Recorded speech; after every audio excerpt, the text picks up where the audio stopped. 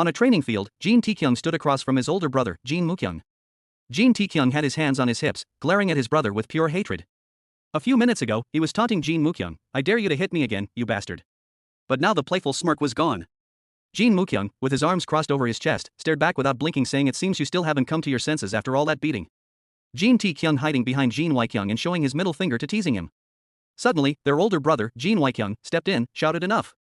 Not half a year, not even 1 year. Just 15 days, he said, holding the back of Jin Taekyung's head. Just stay together until the temple is built, okay? Is that so difficult?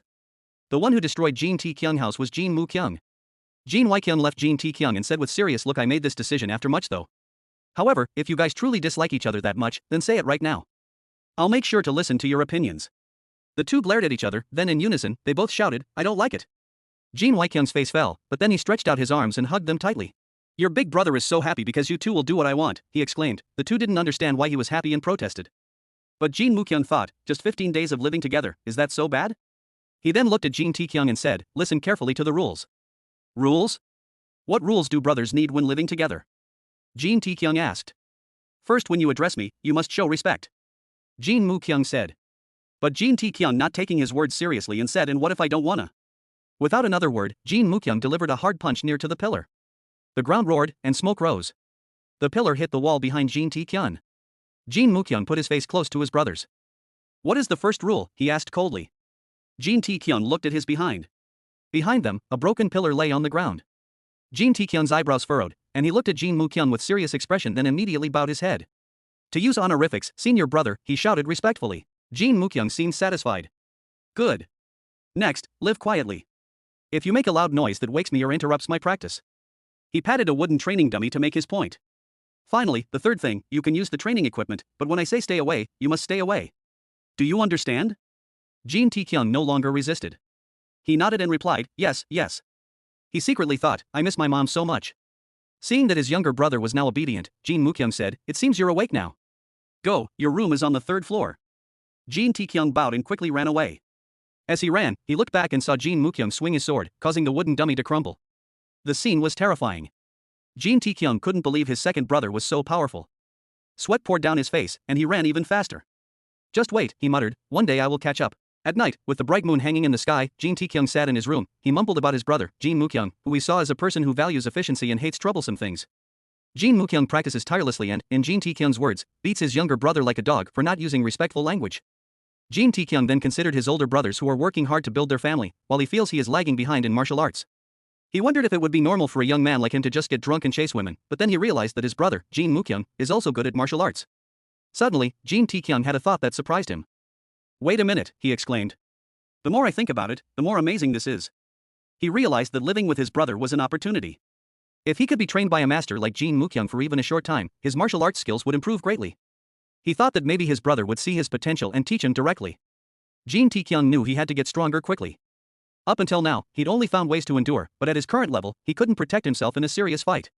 He thought about his player rank, which was at the peak of rank 3. He needed to go from rank F to rank C in 2 months, before he could log out again. He was determined to improve his abilities as much as possible so he could reach level B easily. With a new sense of purpose, Jin Taekyung clenched his fists and hit the table with determination. "Ah, that's right." Jin Taekyung stood up abruptly, a thought striking him. "Open the task window." He quickly pulled up his notification panel. It was empty. He rolled his eyes, thinking, no missions in progress?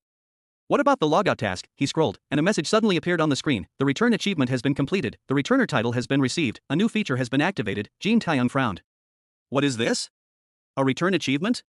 A new feature. He quickly tapped to see the title, and a new window popped up with the details. Title, returner, leaving is easy, but returning is difficult. I commend the sacrifice and courage you have shown. As a result, all ability scores are increased by 10 points. Logging out and logging in activates the returner feature. After reading the information, Jin Taekyung's lips tightened, and his eyes grew wide. Meanwhile, in a different room, light slowly filled the space. Jin Mukyung sat cross-legged, deep in meditation. Sweat beaded on his forehead. He had been testing his yang veins for 3 years. He thought to himself, even though I've had to give up many times, if I succeed just once, I can enter a new level. Today must be the day. He focused intensely, and a golden halo of light began to form around him. Suddenly, a loud noise rang out.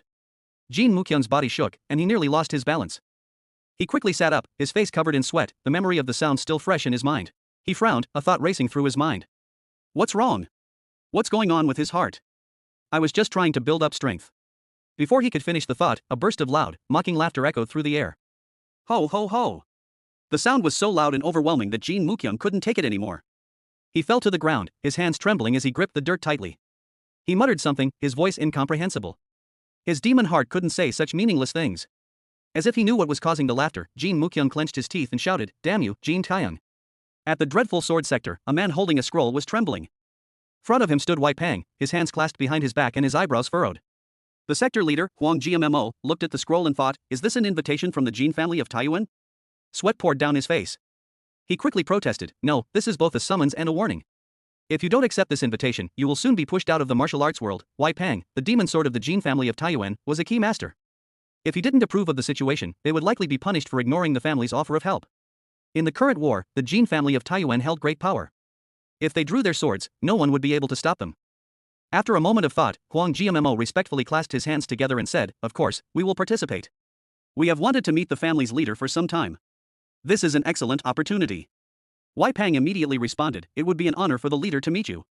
He paused for a moment and then asked, but did you happen to meet anyone suspicious? Huang Gmmo was confused. Suspicious? Who? Wei Pang's expression turned cold.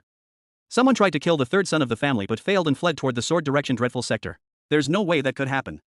The sector leader said. Wei Pang looked at him for a moment, the sector leader tumbling with fear, his face was sweating. Then Wei Pang laughed loudly and said, you're right. This is probably all just a misunderstanding. There's no way the dreadful sword sector would do such a thing, since even the heavens themselves are aware of how close our families are. After saying that, Wei Pang immediately turned around and led his followers away. Before getting on his horse, he looked back and said, thank you for welcoming us. We'll see you again on Lunar New Year. Wei Pang and his group quickly rode off, leaving a cloud of dust behind. Huang Jiamok stared at them, completely dumbfounded, unable to understand what had just happened.